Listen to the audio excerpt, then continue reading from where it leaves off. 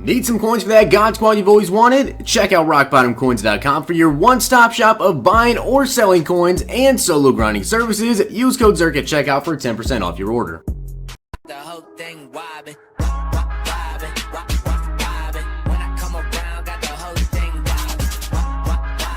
What's going on, guys? It's Zirksee coming at you today with another YouTube video, and today I'm going to be going over the players who had the highest overall boost throughout the entire year of Madden 19. So essentially this is the play now or the franchise ratings. I wanted to see what players got at least a 10-point increase to their overalls. This is actually kind of a bigger list than I thought, but if I missed out on anyone, please let me know down below. I went through the database for probably like an hour trying to find all the players and looking up the players that I thought would actually have a high overall boost, and you kind of be surprised with how much the top guy actually got increased. But all these players have at least a 10-point increase. So unfortunately, some players did have a good season, like Jalen Smith. He got a +9, but he's not going to be on this list. So if you guys know anybody else that's not on here that did get at least a +10 overall boost, let me know down below, and let's get right into it. So starting off with Taylor Moton, I believe. Taylor Moton, one of those two is how you say his name. He started off as a 69 overall. Now, he actually went down to a 68 after week 1, but you can see his overall boost in week 9. He ended up hitting 80 overall, and then he stayed at 80 overall all the way until the final week of week 81. He went from a 69 to an 81 overall. Next up is going to be DeSean Hand. He started off as a 68 overall, and you can see this is straight consistency with this man. He was going by 2, 2, 1, 1, 2. Week 6, he stayed the same. Then he went by 1. Again, stayed at 77 for week 8, but after week 8, he went up to an 81 overall and stayed there until the final week of the season. He went up to an 82 overall. That is pretty nice for DeSean Hand. Next up is going to be James Conner. Now, actually, this is kind of surprising to me. I didn't know he was rated so low coming into the season, but after week 1, he went up to a 75 overall. Week 2 stayed the same. Week 3 up to 76. Week 5, he got a 2 increase to 78, then a +1 to week 9, or week 6. Week 8 +2, week 9 +1, week 10 +1, and then he stayed the same for the rest of this season to end out the year in 83, which honestly, after the year that he had, even though he did miss some games, I kind of thought he would be a little bit higher, but 83 overall for James Conner, that's a +10 from the start of the year. Next up is going to be Eric Reed's brother, Justin Reed, who definitely is a playmaker. I think this man had like 100 or 101 yard pick 6. He definitely was a very good pick for the Texans. So we started off the year as a 75 overall, went up to 76 in week 1, didn't get another upgrade until week 5, where we went to 77, week 6, 78, then week 8 up to an 80, we went from an 80 to an 83 in week 9, and then he ended off this season as an 85 overall in week 17, so we went from a 75 up to an 85 overall. Next up is Trey Flowers, and I'm not talking about the defensive end, I'm talking about the cornerback for the Seattle Seahawks. So we started off as a 67, went up to a 68 in week 1. Week 3, he got another overall boost to 69, and then by week 6, he was already a 73 overall. Week 12, he hit 76, and then week 14 up to 78, and then 79 overall to end off the season. Trey Flowers with a nice little jump. Now I have to say, when the Cowboys made this pick, I am personally a Cowboys fan, I was not too sure on this. Obviously, I still love Sean Lee, but after seeing him play, there's no doubt about it. This was the perfect pick for the Cowboys. Leighton Vander Esch started off the season as a 75 overall, and you guys can see the overall jumps. By week 5, he was already up to an 81 overall. Week 13 hit 85 overall. Then week 16 up to an 86, and Leighton Vander Esch ended the season off as an 86 overall right outside linebacker with 86 speed, 91 acceleration. This man's a tank. Another rookie linebacker, and this man led the league in tackles, and he also missed a game. Darius Leonard. He started off the season as a 74 overall. By week 4, he was already up to a 76. By week 9, he went up to an 83. He got a +4 overall boost. Then in week 15, he got another overall boost. And in the final week of the season, week 17, he went up to an 86 to end off the season. Darius Leonard potentially could be Defensive Rookie of the Year.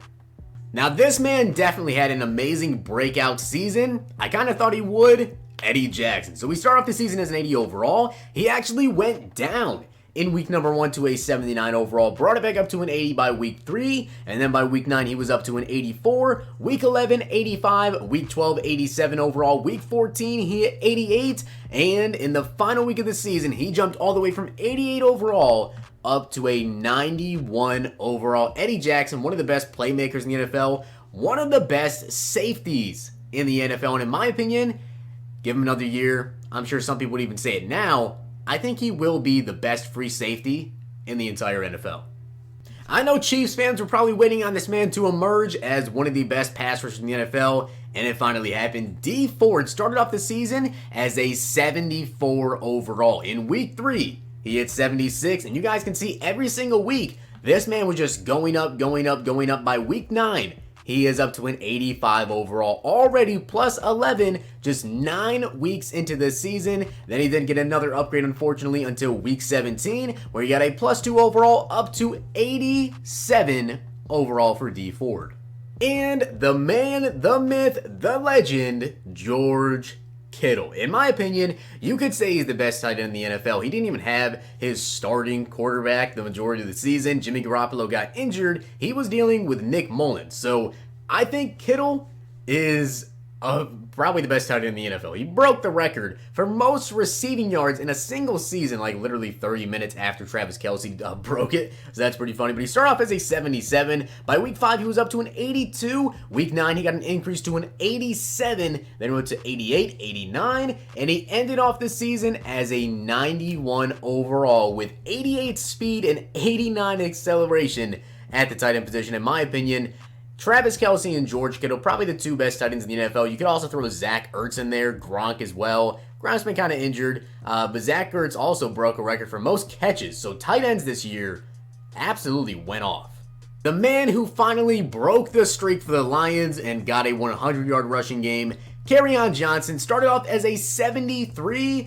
By week 3, he was up to a 76, week 4, 77, then in week 7, he actually went up to a 79 overall, didn't get another upgrade for a couple weeks, but then he was up to 80, up to 81, actually went back down to 80, and ended off the year as an 81 overall for Kerryon Johnson. Now, I believe, if I'm correct with this, he is the first undrafted offensive rookie to make the Pro Bowl ever. Phillip Lindsey. A lot of people, or at least a lot of Broncos fans, would say he's better than Saquon Barkley.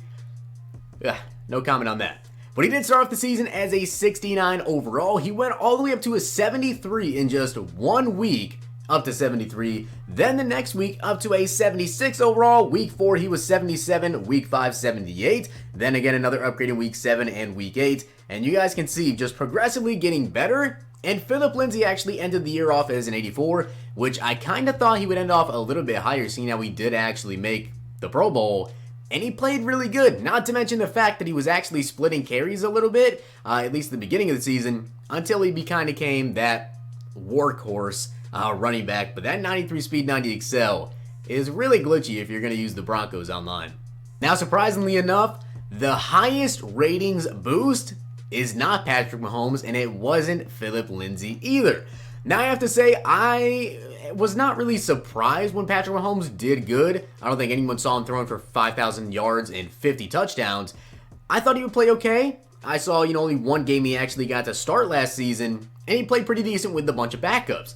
I definitely did not see him playing at this rate where he could potentially win the MVP, but he did start off as a 79 overall. You guys can see he went up to an 82, then an 85, 86, 87. Literally by week 4, the man was up to an 87 overall already. Week 7 went up to an 88, week 9 up to a 90, and then slowly gets a couple of increases until finally, in the final week, Patrick Mahomes ended off as a 94 overall quarterback. That is crazy for someone to start off so low, get a plus 15, and yes, Phillip Lindsey as well got a plus 15, but the top guy actually went up by 20 overalls. So pretty surprising, the top mover was actually Austin Blythe, the guard for the Rams. This man started off the season as a 63 overall. Take a look at his stats. Every single week this man was going up to a 67, 68, 71, 72, 74, 75. By week 9, he already went up 21 points. That's crazy. That is literally insane. Now, he did actually go down 1 overall in week 14. So instead of ending the season off plus 21, he only ended off with plus 20. But that is absolutely insane. So I hope you guys did enjoy the video. I figured this would be a little bit fun to do, just to kind of look and see exactly who moved. If you guys want to see any other type of videos like this, maybe you want to see the people that actually went down the most. If you happen to know any players that went down a lot of points, I do have a couple of people in mind. I doubt that any of them went down like 20 points or 15 points. That would be absolutely insane. But if you guys want to see that, make sure you let me know down below. Smack the like button on the video if you guys have not already. And if you're not already subscribed to the channel, hit that sub button and turn that notification bell on. Hope you guys enjoyed. I'll see you guys next time.